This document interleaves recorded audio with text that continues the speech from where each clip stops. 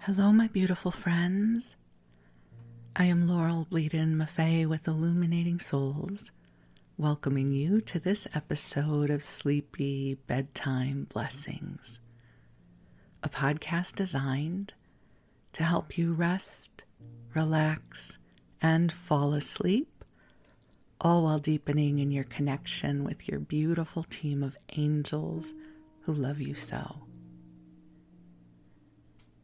So as we settle in here under the metaphoric blanket fort, I thought I would share with you a little bit about me since we'll be spending some time together.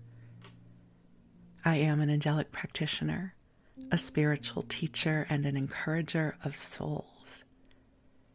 And that means that I have a wonderful job that I've been doing since 2006. And I am here to help you come into your gifts, open to your magic, and connect with your divine team. I do this through one-on-one sessions and soul mentoring, and what I'm really known for are my classes. I love teaching, and I offer a new class about every 6 weeks or so, and it's always changing because we're all always evolving, and it allows people to come back time and time again for our classes because they're not always the same. And most of my classes are small in size. So if you ever choose to take one of my classes, we'll have an opportunity to get to know each other, which is such a joy for me. And you can learn more about everything that I do at my website, illuminatingsouls.com, where you can also sign up for my mailing list. And then you'll be in the know of everything I have going on. So this podcast is an unlikely mashup of two of my favorite forms of self-care. Working with the angels, which I do every day, and listening to a sleep podcast, which I do every night as I'm getting ready to drift off to sleep. And I love this genre of sleep podcasts so much that I was guided to create this one for you. And I know some of you listen during your waking hours, and I get to keep you company as you go about your day. And others of you are finding this to be very helpful as you're drifting off to sleep. So the way each episode works is we start off with about the first 15 or 20 minutes where I'm rambling a bit with you, and I might share a spiritual insight or two depending on what is happening. And I also bring in the angels so that you know that they're here. And then for the rest of the hour, we move into story time. And story time, each episode's a little bit different. I might share with you a story from my life. We might flip through the pages of an old TV guide or a community cookbook or something that's in the public domain. This is the kind of podcast that you don't have to pay close attention to. So it's not meant to be riveting. It's meant to be just interesting enough to keep you company, but also a little boring so that it's easy to fall asleep. Because I don't know about you, but I love drifting off to sleep while I'm watching television or listening to a voice murmuring off in the distance, not in an annoying way like neighbors are talking too loud, but more the comfort that I found as a child when I would drift off to sleep and hear my parents' voices downstairs as they went about their evening, that I've always had a really positive association with listening to something as I'm drifting off to sleep. And so I bring this to you as well. So as I record this, it is early on a Friday morning and the sun is already up.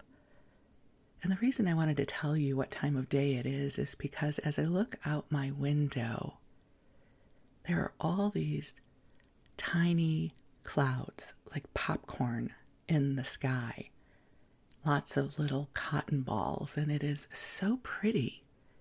And the sun is just coming up, so you can see the sun reflecting on the clouds. And what I find so helpful about these moments is they don't require anything of us other than to take a few breaths and take in the beauty that's here, to come present into this moment, which is asking nothing of us other than to be. So I'm going to invite you to just get comfortable in whatever way works best for you, and maybe take in a breath or two. And just allow the sweetness of this moment to flow to you. I can feel the angels are here with us already. And as I said that, 2 hummingbirds are dancing outside my window. That's always a good sign of magic. So I send you the blessings of the hummingbirds and the soft white popcorn clouds. I send you the blessings of love and healing and goodness and light. So just take a breath in and allow yourself to receive. And the angels are already here, but let me call them in so you know they are here as well.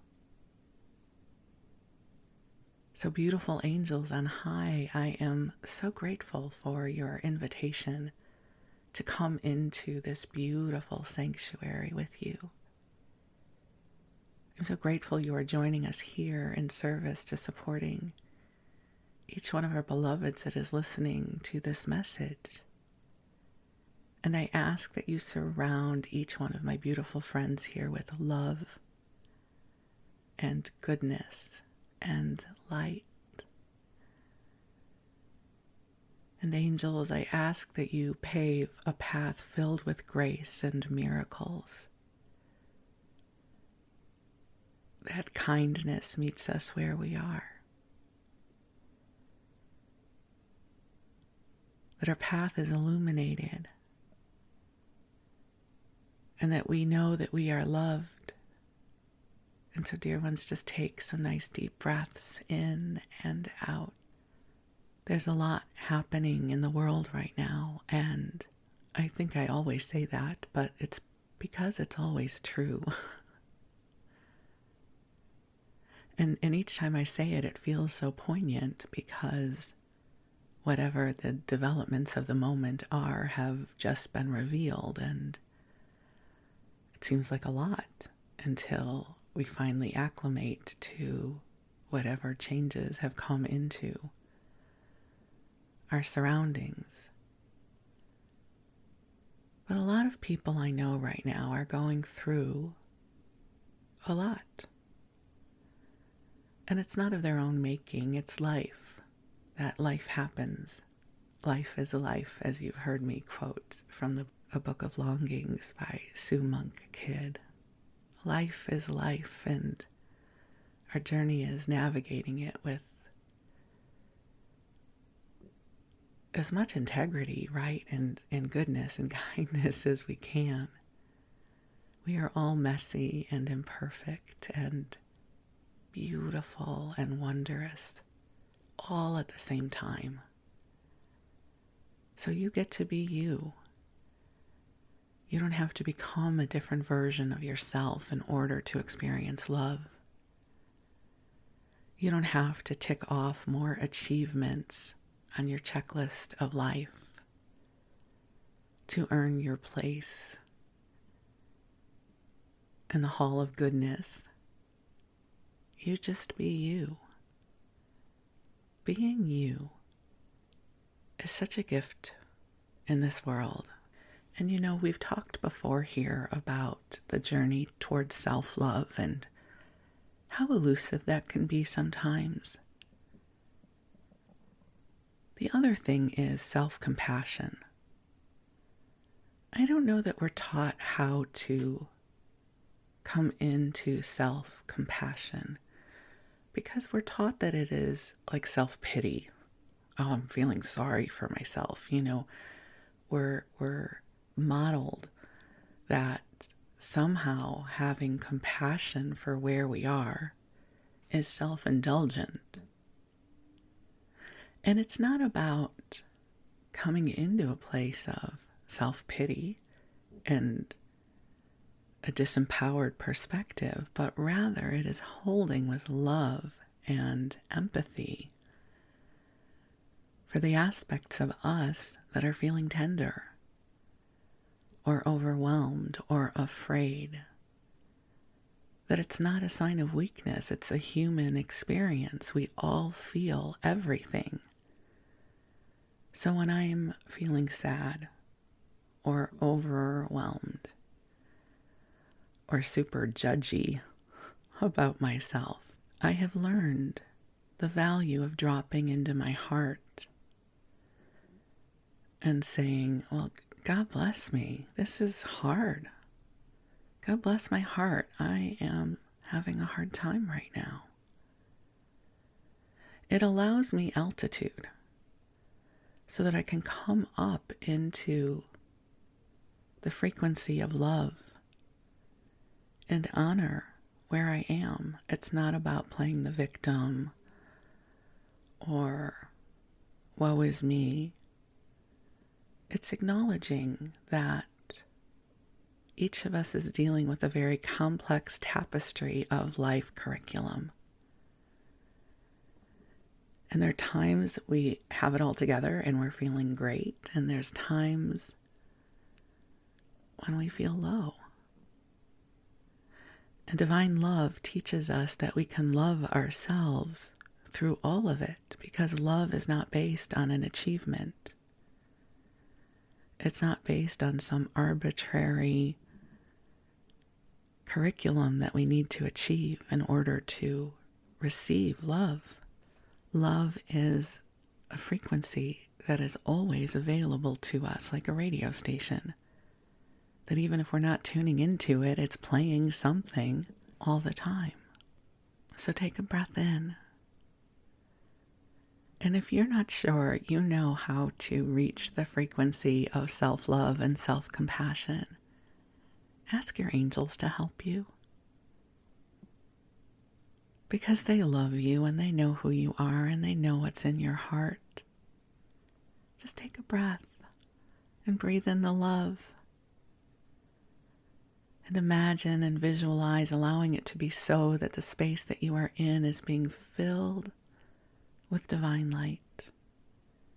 I see it as a soft pink light, but it can be whatever color you wish it to be. And it is creating a beautiful sphere of love around you.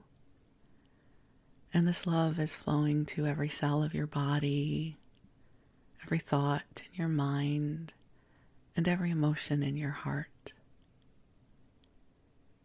And this beautiful infusion of love, it is radiating and rippling to everyone you love, everything you love.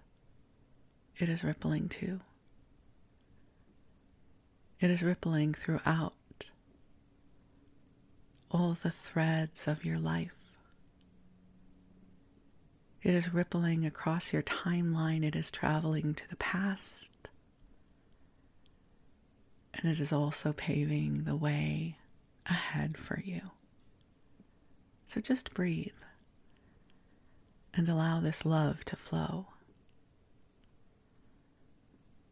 Allowing yourself to receive the love of your angels as you open to the goodness of your own heart. And allow yourself to rest and receive and replenish. And so if this is your bedtime, I invite you to cozy on up and snuggle on in. As I've shared with you before, I love bedtime, so this is a heartfelt invitation for you to get cozy and snuggly in whatever way you prefer. And if you are in the middle of your waking hours, stay awake. and do whatever it is that you are doing. And I will do my best. I will endeavor to be good company for you. Isn't that a lovely thought? When we're in good company. You know, years ago, as I was contemplating how I wanted to show up in relationship, because it wasn't really about anyone else, I wrote this line on a Post-it note that was on my wall for a long time, which is, I am experiencing relationships that uplift, enrich, and inspire me. And again, that had so much more to do with myself than about the people around me, because it meant that I was showing up in service to these experiences. I was co-creating this kind of space with the connections that I had. So when I talk about being in good company, that's what I mean. May we uplift and enrich and inspire one another. May we cultivate sacred space together so that the veil makes it easier for the love to flow through. And I love you, and I am so deeply grateful for you. So you rest, receive, and we'll move on into story time. So as we start in story time, I thought perhaps I could give you a little behind the scenes of a podcast. So I like to record these early in the morning. And most of the time, it's very quiet. You know, it's not quiet. I hope this is not TMI. But what's not quiet right now is my stomach.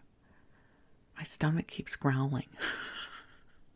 Because I had coffee this morning and I have not had breakfast.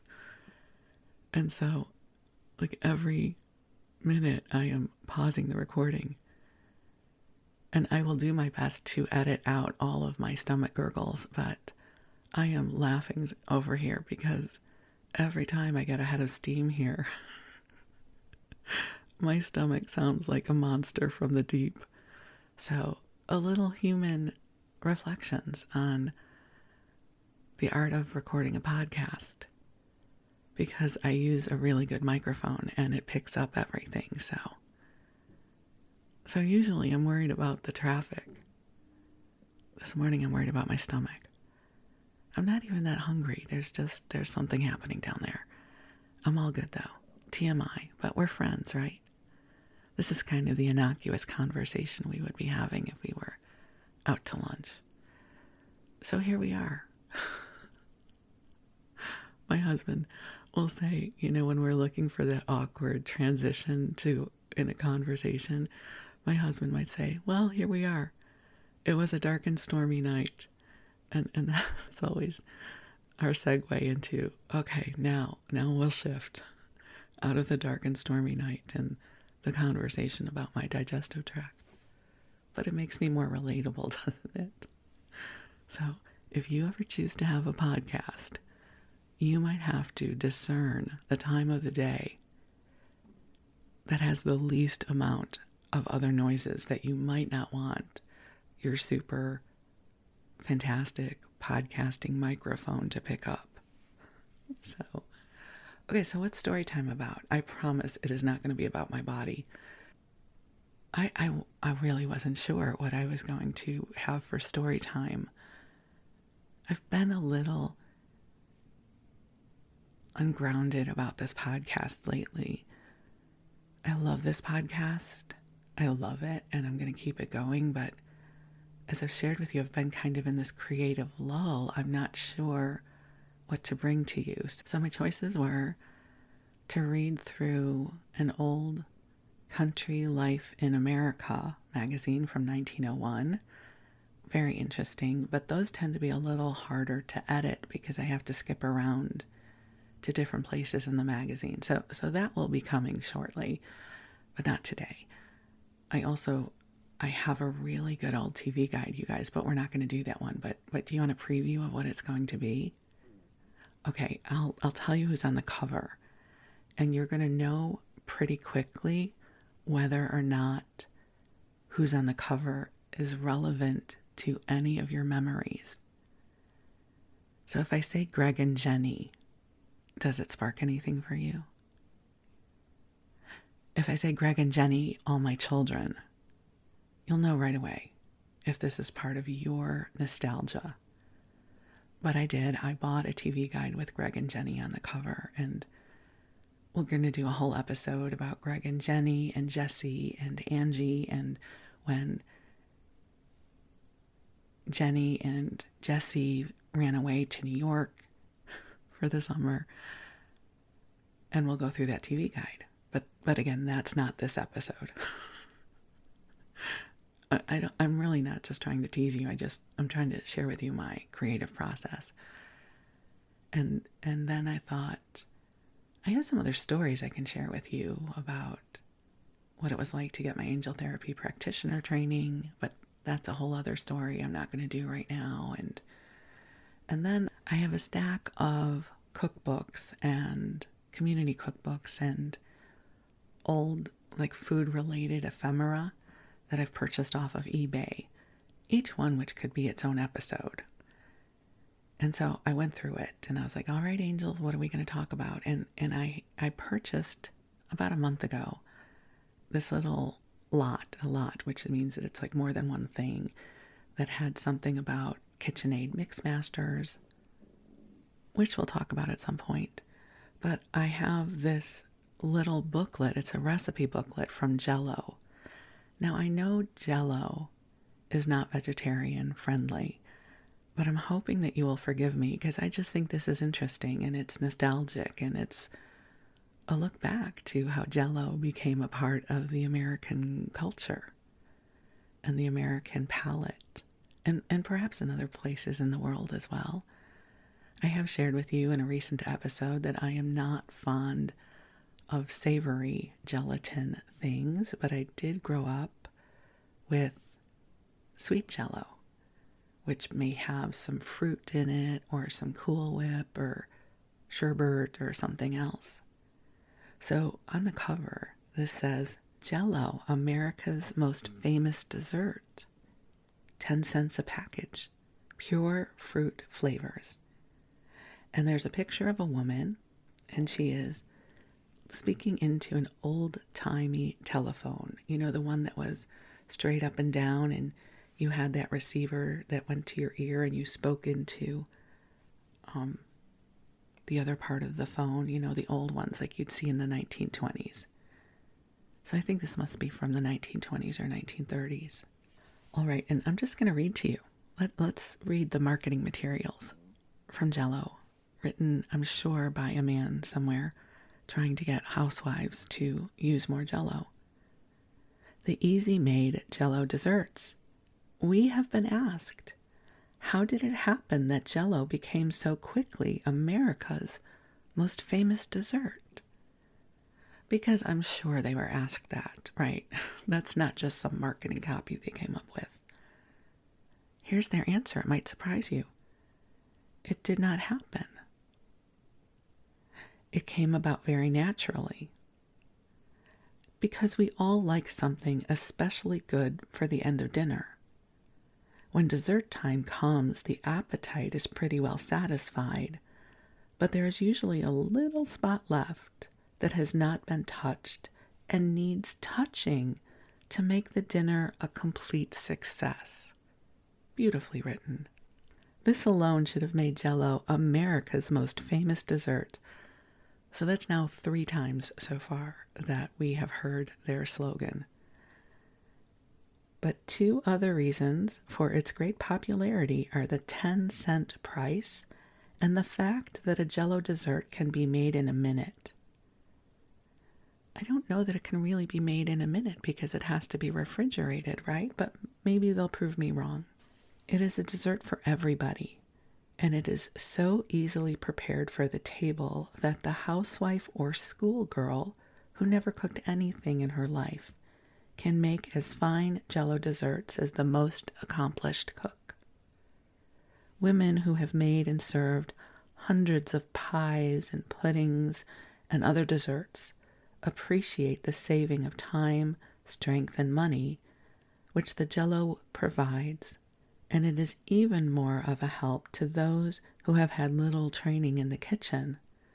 Their Jell-O desserts are as good as anybody's. Jell-O is made in 7 different flavors.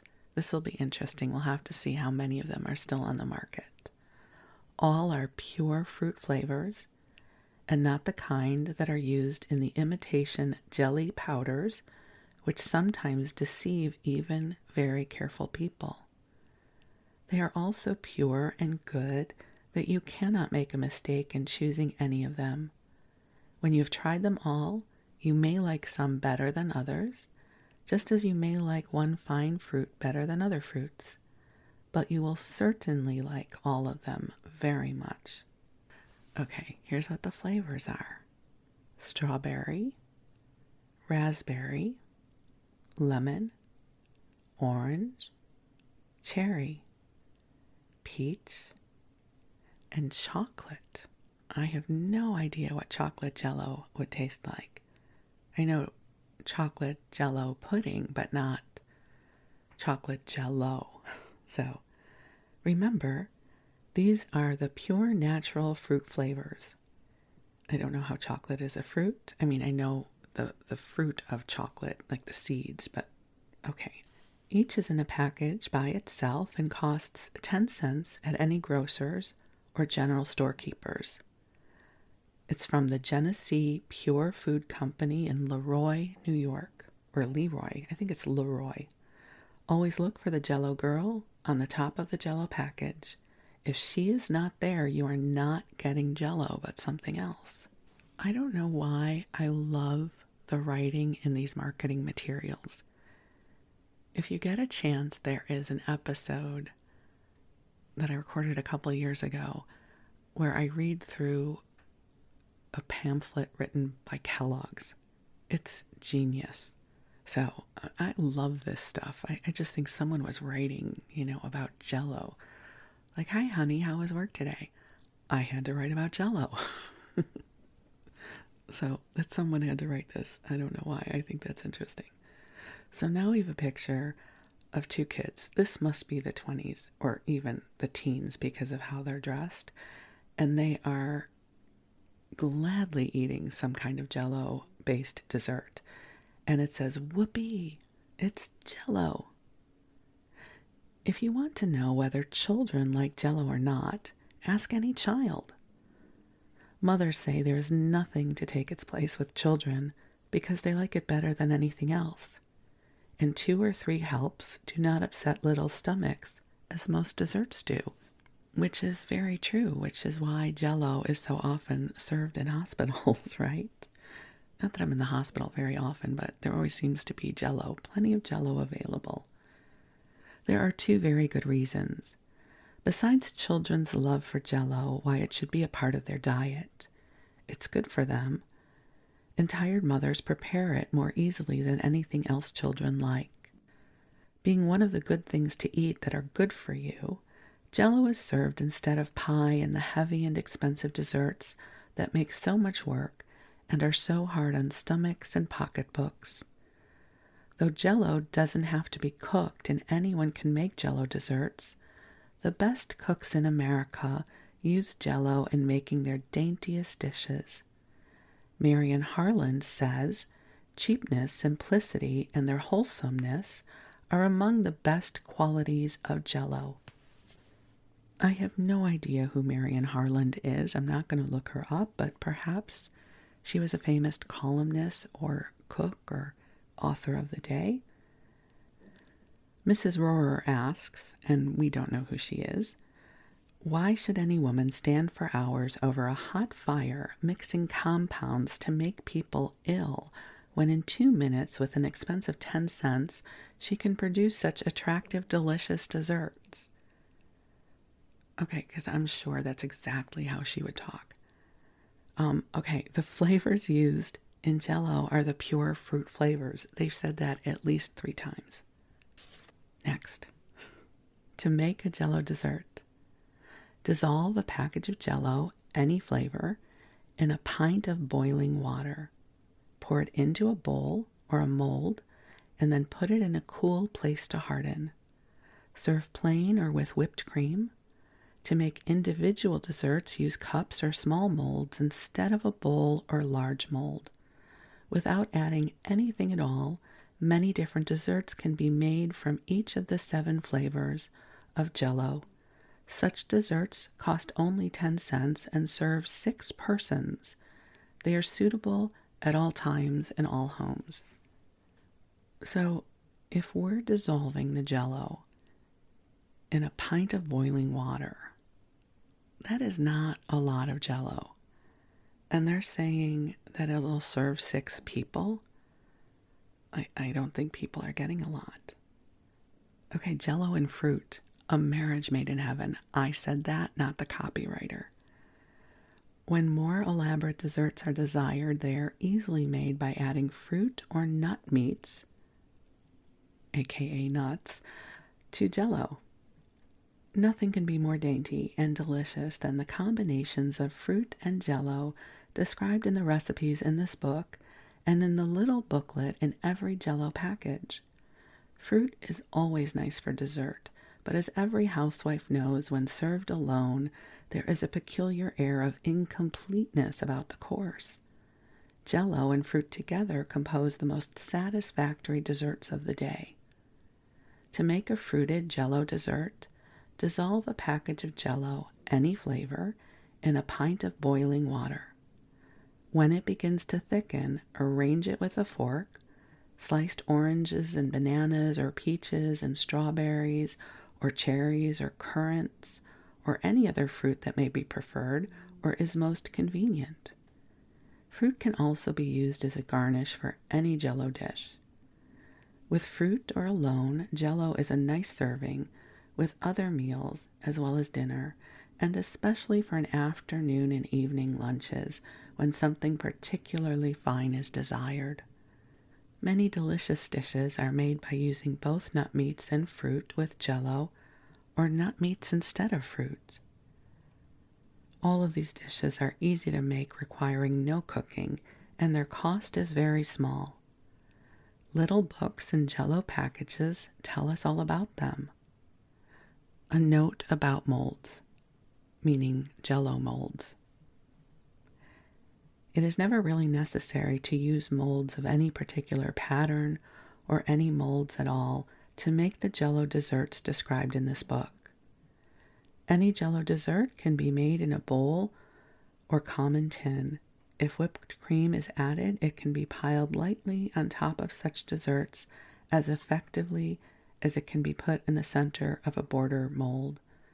The gem-like beauty of the dessert itself will not be greatly changed by any particular shape or form that may be given to it. Okay, so now we're going to be talking about a birthday party because Nan is 6 years old and Mama and Bobby are giving her a party. And what a dinner Mama has prepared. Just now she is serving a Jell-O course, and there is no mistaking the children's approval. They all like Jell-O because it has the delicious pure fruit flavors that children fancy. They are apt to eat more than is good for them of some things they like, and disturbances of the stomach frequently follow such indulgences. Jell-O is one of the good things to eat, of which a little more may be taken without harm to little stomachs. Wow, judging from reading this, apparently upset tummies and kids was a big deal back then, which I don't really think it was. It's just their selling point, right? It is not necessary to make up fancy Jell-O desserts for the children. The plain desserts are so beautiful and delicious that every child likes them. The little readers of St. Nicholas, the most famous child's magazine, have been selecting their favorite advertisements in its pages and writing to the editor about them. This is what one little girl wrote. In my school, we had to write a composition on the advertisements we liked best, and many of them were for Jell-O, for we all love it. And it seems as if I could never stop eating it. It tastes so good. Okay, she's writing about Jell-O. Way to go. Okay, are you ready for some Jell-O recipes? So first, let me give you a Jell-O recipe from my life. As you know, I have been a lifelong dieter, and I am like an early adopter to Weight Watchers recipes, like early Weight Watchers, diet workshop, like all of those sort of diet programs. So here was one of the lunches that came in a recipe book that I actually really loved.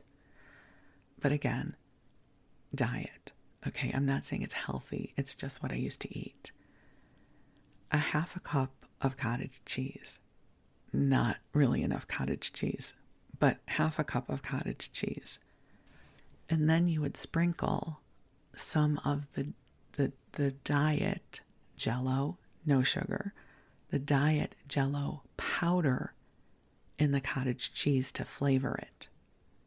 And then you would put in a little bit of Cool Whip and chop up some fruit. So maybe some strawberries or some canned pineapple, which I ate at the time. I don't eat it anymore. I can't do pineapple. But so you would kind of make this little like cottage cheese Jell-O Cool Whip fruit concoction. And I would take that for lunch. Here's the thing. I was always so hungry an hour later because clearly that is not enough food. But it was the diet culture of the day, and it's what I did. So the cottage cheese, a little powder of the sugar-free Jell-O, some Cool Whip, and some fruit. It's actually really delicious in a weird way, but I don't make it anymore. But it was my lunch of choice for a long time. And then I would be starving and probably go and eat a Snickers bar. But, hey, almost all days of dieting start off like that. Like, okay, I'm going to have half a grapefruit, and then I'm going to have my Jell-O concoction. Okay, let's order a pizza for dinner and give me the whole pizza because I'm starving by now, right? That's how it used to work for me. Maybe I'm the only one. I'm sure you couldn't possibly relate to that whole challenge of life. Okay, maple mousse is a recipe. Dissolve 1 package of peach Jell-O in 1 cupful of boiling water. Oh, we're just doing 1 cupful here. And add 1 cupful of maple syrup. My teeth hurt just from the sweetness of that.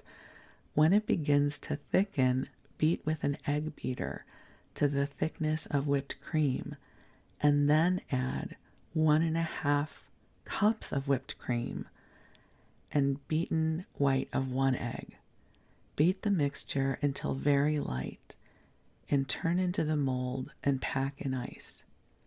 So you have the sugar of the Jell-O and a cup full of maple syrup. So sweet, right? Okay, I'm sure it was delicious. Chocolate Jell-O. Dissolve 1 package of chocolate Jell-O in 1 pint of boiling water. Pour into a bowl or mold or divide into individual desserts by using small molds or teacups instead of one of the large molds and set away to harden. The individual desserts may be garnished with whipped cream and nut meats. So the whole recipe for chocolate Jell-O is make the chocolate Jell-O and put stuff on it. So, okay. Here's a grape juice frappe or frappe. Dissolve 1 package of lemon Jell-O in 1/2 pint of boiling water and add 1/2 pint of grape juice. Just as it begins to thicken, whip with an egg beater until light and spongy. We don't get to use the word spongy enough. Add 1 cup of whipped cream and stir. Serve very cold in sherbet glasses garnished with a spoonful of whipped cream. Oh, you know what? We have yet another maple Jell-O related recipe. So in this one, we're back with the peach or orange Jell-O in 1 cupful of boiling water, and then add 1 cupful of maple syrup. So this is familiar to us already.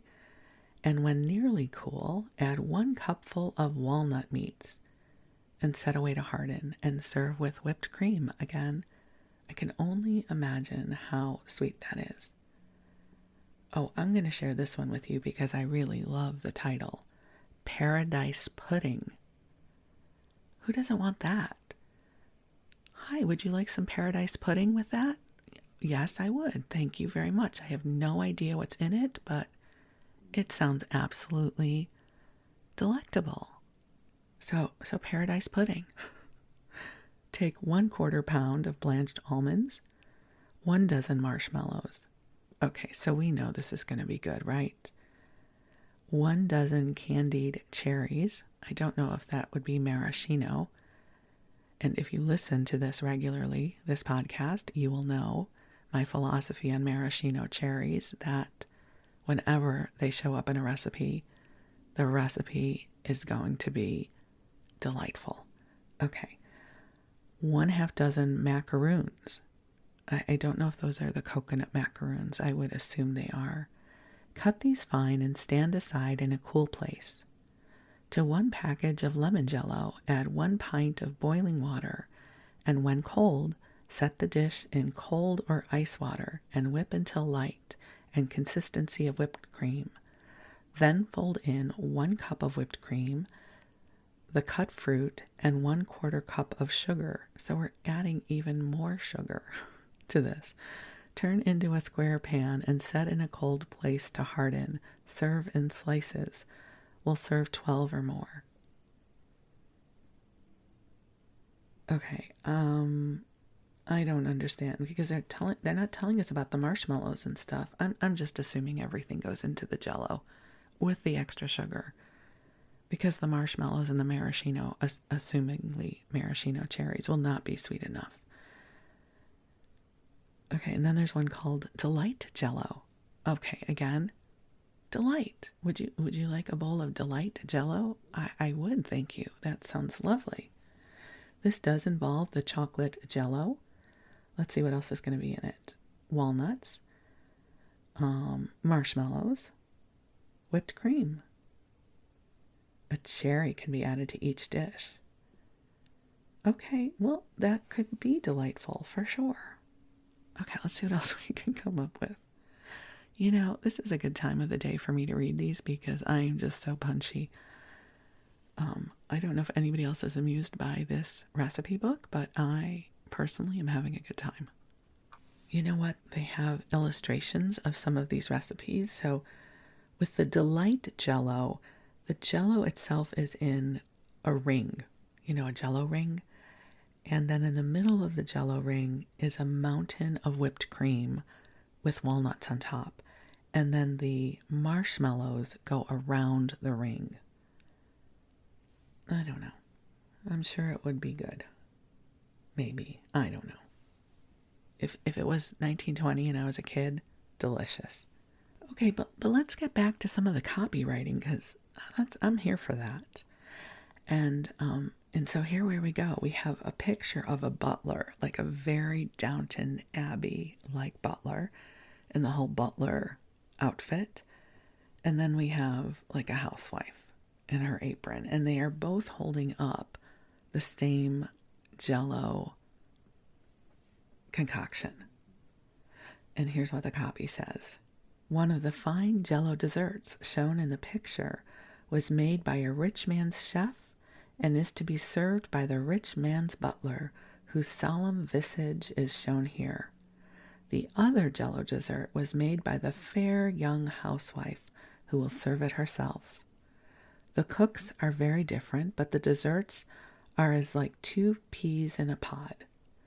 People who can afford expensive luxuries do not deprive themselves of good things because they are cheap.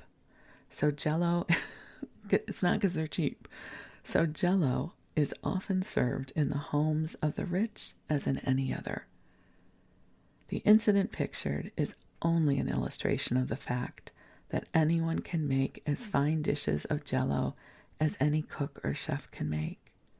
Jell-O does not have to be cooked. One of the Jell-O rules is never cook Jell-O, just simply add boiling water. The young bride who cannot cook and has started out to make her husband happy and keep him comfortable has a difficult task before her. and she will find that Jell-O will help her a great deal. She can make up delicious Jell-O dishes which no man could resist. Should we take a poll on that? At the same time, he will discover that the Jell-O price never goes up, and it adds nothing to the high cost of living. Okay, well, there you go. Okay, here's one that doesn't sound at all good to me, which I'm going to share it with you because, I'm not going to be the only one who suffers through this recipe. It is pimento Jell-O salad. Now, I need to tell you that pimento things like pimento loaf, aside from a pimento in an olive, I do not have a positive association with anything with pimentos in it. So I'm coming here with a pimento prejudice. So dissolve 1 package of lemon Jell-O in 1 pint of boiling water. Mix lightly 1 small cup of finely shredded cabbage. This is going to be a savory Jell-O. I already told you I don't do well with savory Jell-Os, but that's okay because I'm never really going to eat this. So we have 1 cup of finely shredded cabbage, 1 chopped cup of celery, the pulp of 2 oranges cut fine, and about 1/3 of a small can of pimentos, said pimentos. Season with salt. Just as Jell-O begins to set, add the mixture. Mold in teacups or individual Jell-O molds, set away to harden, and serve on a crisp lettuce leaf with a mayonnaise dressing. Nuts may be added to the salad if desired. All right, this would be the kind of thing that if I went to a luncheon, let's say I'm a fine lady and I'm going to a luncheon, this would be placed in front of me and I would have to eat it and say, "Oh, Marge, this is delicious. Thank you." Do you guys remember? You have to. The episode of Friends when, of course you know this, when Rachel makes the trifle with the meat. Delicious. That's how I'd feel about pimento Jell-O. Okay, listen, I'm just laughing here on my own, and maybe you're laughing too. I don't know what you're doing. Maybe you're sleeping. Listen, anything could be happening right now. All I know is I'm amusing myself and hopefully you as well. Let's keep going. All right, we have more editorial from the people at Jell-O, the copywriters. In hot weather, when kitchen work is unusually burdensome, the easy, no-cooking Jell-O way is most appreciated. It is in hot weather, too, that the appetite is finicky and the cool, sparkling, beautiful Jell-O desserts satisfy it as nothing else. One of the most delightful of these dishes is the following. They're using one of my favorite words, delightful. It is a lemon fruit salad made with lemon Jell-O and fruit and whipped cream. I didn't even need to read you the recipe. Lemon Jell-O, fruit, whipped cream. Genius. Okay, what comes next is interesting, and I did not know this existed. Jell-O Ice Cream Powder. Did you know Jell-O used to make an ice cream powder? So let's read about it, shall we? As everyone likes ice cream, and I agree with that, everyone likes ice cream, and every hostess considers it as a necessary part of the menu for a formal function. I did not know that.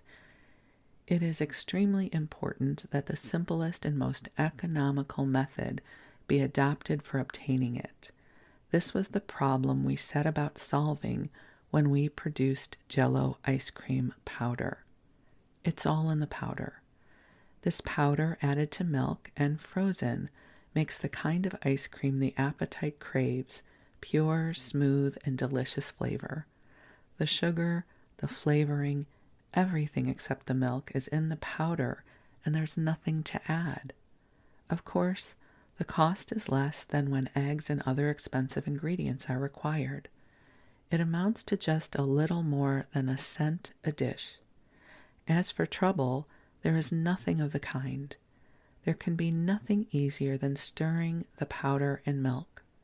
At first, all of this seemed too good to be true.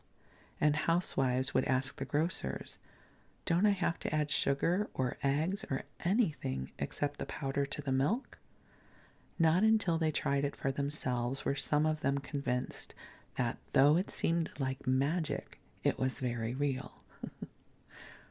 In Good Housekeeping magazine for August 1914, which is giving me the first insight to when this might have been written, Woods Hutchinson, AM, MD, the noted physician author, says that ice cream every day, if fresh and pure, is to be recommended in hot weather even for children. I love this doctor. He's, or she, I'm sure it's a he, is a genius. He's saying ice cream is good every day in hot weather. Thank you. Of course, Jell-O Ice Cream Powder is as pure as the use of the most wholesome ingredients, and modern scientific processes can make it. Ice cream made from it is of the most desirable quality. Puddings of exquisite flavor and sherbets, soufflés, and other ices are also made of Jell-O Ice Cream Powder. There are 5 flavors of Jell-O Ice Cream Powder: strawberry, vanilla, lemon, chocolate, and unflavored. At all grocers and dealers for 10 cents each. You know what ice cream powders would be great for now? A Ninja Creamy.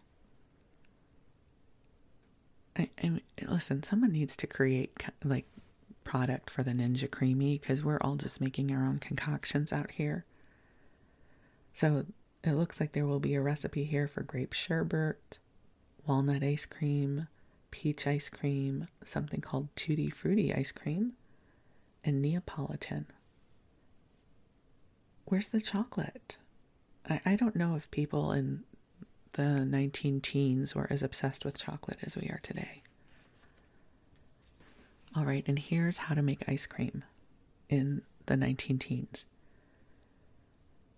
Stir the contents of 1 package of Jell-O Ice Cream Powder, any flavor, into a quart of milk, or milk and cream, and freeze in the usual way. See directions in the back of package. Do not cook or heat the milk. Do not add eggs, sugar, flavoring, or anything else, as everything is contained in the package of Jell-O Ice Cream Powder. This will make nearly 2 quarts of delicious ice cream, and the cost will be about 9 cents a quart. When you cannot get fresh milk, use condensed or evaporated milk. Ice cream of fine quality can be made in this way. Evaporated milk should be weakened with cold water to the richness of cow's milk. If you prefer ice cream very sweet, use condensed milk weakened with cold water to the richness of cow's milk. There are full directions on every package of Jell-O Ice Cream Powder, and in every package is a little booklet or a folder containing recipes for different kinds of ice cream, ices, and puddings. There are recipes for banana ice cream, coconut ice cream, walnut ice cream, peach ice cream, and many other delicious creams which any housewife would be delighted to serve. One of the pudding recipes is so popular that it deserves the widest possible publicity and is accordingly given a place here. It's called Delicious Cream Pudding. So put 1 quart of milk in a double boiler, saving out 1/2 cup, with 1 package of Jell-O Ice Cream Powder, any flavor, and a pinch of salt. Stir it all together. Let the heat to the scalding point. Then stir 2 heaping tablespoonfuls of cornstarch, or flour if you prefer it, into the 1/2 cup of cold milk saved from the quart, and stir this slowly into the scalding milk and thicken to the desired consistency. In this way, a thick or thin pudding can be made. This is only one of the great number of particularly fine puddings that are made of Jell-O Ice Cream Powder. And so this is this beautiful little booklet published by Jell-O. It says, anything sold in any other package is not Jell-O. Don't be fooled. That was me. It's not written there, the don't be fooled part. I was just ad-libbing. And the famous Jell-O desserts cannot be made of anything that is not sold and delivered in this package. There are other 10-cent dessert preparations, but the careful housewife will not take them when the same money buys Jell-O itself. So there you go. How Jell-O became America's favorite dessert, at least for a short period of time, until we discovered other desserts. But it's still on the market. I mean, talk about a lasting legacy. And I certainly use the sugar-free Jell-O pudding powder in my Ninja Creamies. So, Jell-O's still going strong. And, I don't eat sugar anymore, but back in the day I loved a good, Jell-O mold. And my neighbor is just starting their gardening, if you can hear that in the background. So this is going to be a great time to complete this episode. So I wish you the sweetest of dreams, and I send you so much love, and I look forward to connecting again soon. Thank you so much, and I love you. Bye.